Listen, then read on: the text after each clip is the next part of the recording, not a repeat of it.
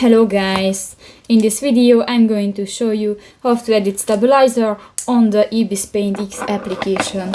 But first of all, I just want to mention, please don't forget to subscribe to our channel, because at 100,000 subscribers we are going to show you our YouTube revenue statistics and growth strategy, how to make money online. So let's jump into it.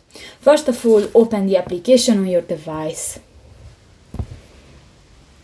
That's my canvas, and click to the hand icon at the upper right corner of the screen.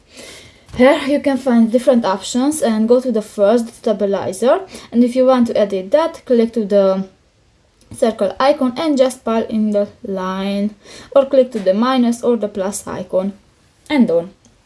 So that's pretty much it for this video guys. See you in the next one. Bye bye.